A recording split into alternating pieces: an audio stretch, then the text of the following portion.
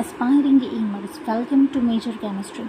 આજે આપણે BSc same 5 unit 3ની અંદર EMF જે આપણો યુનિટ છે એનો ક્વેશ્ચન નંબર 2 ડિસ્કસ કરીશું, જેની અંદર આપણને પૂછ્યું છે કે થર્મોડાયનેમિક્સ અને ધ્રુવનો EMF શું છે તેને સમજાવવાનું છે. જેને નર્ન્સનું સમીકરણ સમજાવો અથવા લખો એની રીતે પણ એ ક્વેશ્ચન પૂછવામાં આવે છે.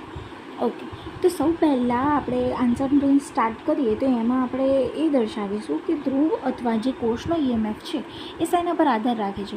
તો મેજરલી 3 ફેક્ટર્સ પર એ આધાર રાખે છે, જે અહીંયા સ્ટેટમેન્ટ સ્વરૂપમાં લખ્યું છે કે ધાતુની વિશિષ્ટતા ઉપરાંત ઉષ્ણ તાપમાન અને દ્રાવણમાં રહેલા આયનોની સક્રિયતા. એટલે એક શું થયું સ્પેસિફિસિટી, બીજું શું થયું ઉષ્ણ તાપમાન, અને ત્રીજું છે આપણું એક્ટિવિટી. એ ત્રણેય પર આધાર રાખે છે. ઓકે, મૂવિંગ ફર્ધર, EMF ઉપર ઉષ્ણ તાપમાન અને આયનની સક્રિયતાની અસરનો અભ્યાસ ઉષ્ણગતિશાસ્ત્રની મદદથી થઈ શકે છે. ઓકે, તો આપણે ઉષ્ણ તાપમાન અને આયનની સક્રિયતા છે એના ઉપર શું ફેરફાર થઈ રહ્યો છે જ્યારે EMFની ઉપર લગાડવામાં આવે તો એ આપણે ઉષ્ણગતિશાસ્ત્રથી સમજી શકીએ છીએ. હવે આની માટે આપણે એક રાસાયણિક પ્રક્રિયાને કન્સિડર કરવાની છે, જેની અંદર રિએક્ટન્ટ્સ છે આપણી પાસે આ A અને B, અને આપણું પ્રોડક્ટ મળી રહ્યું છે L+Mના સ્વરૂપમાં. અહીંયા ABCDE કંઈ પણ હોઈ શકે ને LMNO પણ હોઈ શકે છે. ઓકે, આવી રીતે આપણું ઇક્વેશન 1 છે. તો જ્યારે આપણા ઇક્વેશન 1ને આપણે મુક્ત શક્તિના ફેરફાર એટલે કે ડેલ્ટા જીના સ્વરૂપમાં એના ઇક્વેશનમાં વોન્ટ ઓફ સમતાપીની મદદથી દર્શાવીએ તો આપણને શું મળે છે કે ડેલ્ટા જી બરાબર delta G0 plus delta G0 કે delta G0 plus RT ln AL to power L AM to power M upon A to power A B to power B. Okay, તો અહીંયા આ આપણાને બીજું ઇક્વેશન મળે છે જ્યારે આપણે એને મુક્ત શક્તિના ફેરફારના સ્વરૂપમાં દર્શાવીએ છીએ, જ્યાં AM AL A વગેરે છે એની અંદર જે L M A B વગેરે છે એ કોષોમાં પદાર્થોની સક્રિયતા દર્શાવે છે, અને સમીકરણ 2માં છેલ્લા પદમાં સક્રિયતાના ભાગાકારમાં આવતી સક્રિયતાઓ સમતોલનની સક્રિયતા નથી, એટલે ઇક્વિલિબ્રિયમની સક્રિયતા નથી, પરંતુ જે કોષમાં રહેલા દ્રાવણોની સક્રિયતા છે જેને આપણે Q વડે દર્શાવીશું. અહીંયા જે લાસ્ટમાં આ બધી જે છે એ ઇક્વિલિબ્રિયમની નથી, પણ એ શેની છે તો કે દ્રાવણોની સક્રિયતા છે, એને આપણે Q વડે દર્શાવી દઈએ. તો આના બરાબર શું લઈ લઈશું? Q લઈ લઈશું.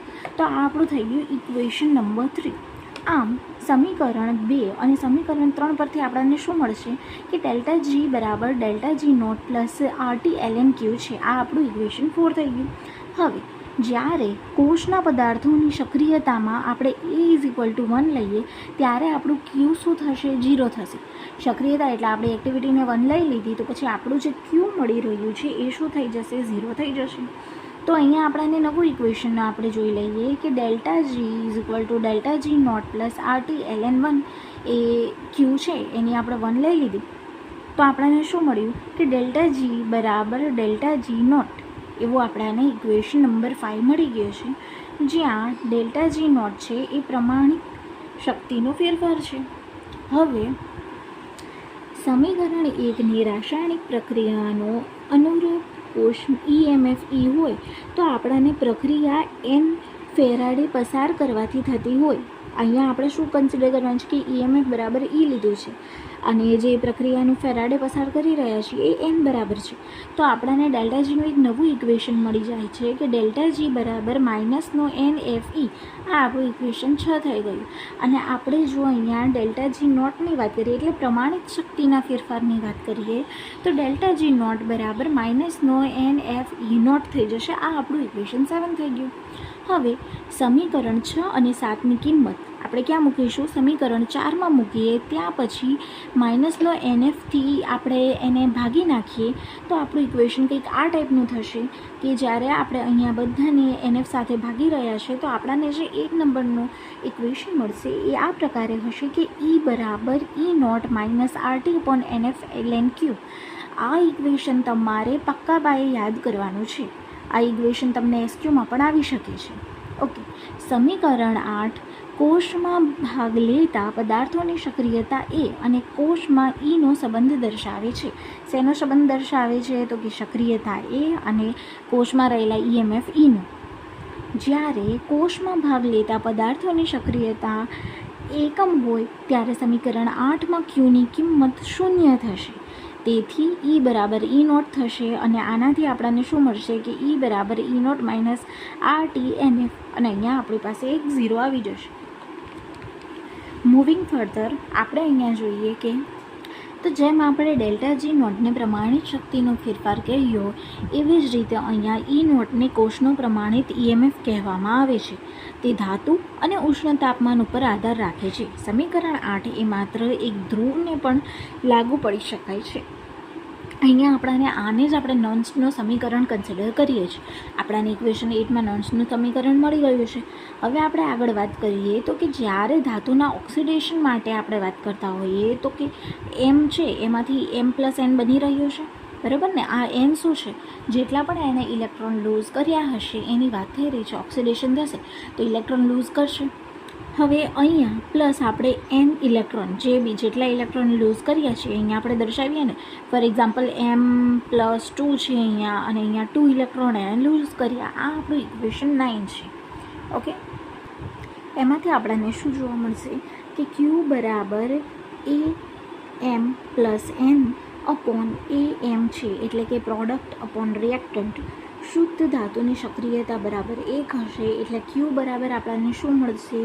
AM+N. અને સમીકરણ 8માં Qની કિંમત મૂકીએ તો આપણને શું મળી જશે? ઓક્સિડેશનની વાત થાય છે, ધ્યાન રાખજો કે ઓક્સિડેશનમાં આપણને મળશે E=E0 minus RTNF ln AM plus power N. Oxidation નો EMF ધાતુ માટે, બરાબર. આ ઇક્વેશન 10 આપણું ઓક્સિડેશન માટે છે. સમીકરણ 10ને નર્ન્સ્ટ સમીકરણ કહેવામાં આવે છે. ઓકે, આ પણ એક નર્ન્સ્ટ સમીકરણ છે. પેલું ક્યુવાળું જે હતું એ પણ છે, પણ જ્યારે ઓક્સિડેશન માટે પૂછ્યું હોય ત્યારે અને મોસ્ટ કોમનલી આને આપણે કન્સિડર કરીશું. જો AM+N બરાબર 1 હોય તો E બરાબર E0 થાય, જ્યાં E0ને પ્રમાણિત ઓક્સિડેશન EMF કહેવામાં આવે છે. તે માત્ર ધાતુ અને ઉષ્ણ તાપમાન પર આધાર રાખે છે. હવે ધાતુના રિડક્શન માટેની વાત કરીએ. પહેલાં આપણે ઓક્સિડેશનની કરીએ, હવે રિડક્શનની વાત કરીએ તો અહીંયા M છે એની પાવર +N છે અને ઇલેક્ટ્રોન એની સાથે એડ થઈ રહ્યા છે, એડિશન ઓફ ઇલેક્ટ્રોન, અને એમાંથી આપણને M મળે છે.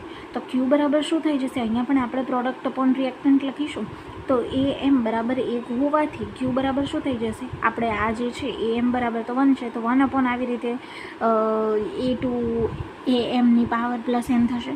તો જેનાથી અહીંયા E બરાબર E0 minus RTNF ln 1 upon AM² +N થશે. તો જ્યારે આપણે હવે આ જે AM પ્લસ જેની પાવર AMની પાવર +N છે એને ઉપર લાવવું હોય તો આપણે શું કરીશું? તો કે નેગેટિવની જે સાઇન છે એને પોઝિટિવ કરી દઈએ તો જે ડિવિઝનમાં છે એ ઉપર આવી જશે, બરાબર. તો જ્યારે તમને કોઈ પણ ઇક્વેશન આપ્યા હશે, તમારે જ્યારે દાખલા સોલ્વ કરવાના આવશે તો એની અંદર રિડક્શન પોટેન્શિયલ છે, ઓક્સિડેશન પોટેન્શિયલ છે એ ચેક કરવાનો રહેશે અને એના પ્રમાણે જ તમારે ફોર્મ્યુલા મૂકવાનું છે. યાદ રાખજો, જ્યારે પણ ઓક્સિડેશન હોય તો અહીંયા નેગેટિવ આવશે સાઇન અને રિડક્શન હોય તો અહીંયા પોઝિટિવ આવશે. અને ત્રણેય ફોર્મ્યુલા યાદ રાખવાના છે. ln Q વાળો પણ યાદ રાખવાનો છે, અહીંયા AM² +M પણ યાદ રાખવાનું છે અને અહીંયા પ્લસ છે, અહીંયા નેગેટિવ ને પ્લસ એ પણ યાદ રાખવાનું છે. ઓકે, તો આગળના જે વિડીયોઝ હશે એની અંદર આપણે નેક્સ્ટ ક્વેશ્ચન ડિસ્કસ કરીશું. ત્યાં સુધી આને સારી રીતે સમજીને યાદ કરી લેજો. Thank you.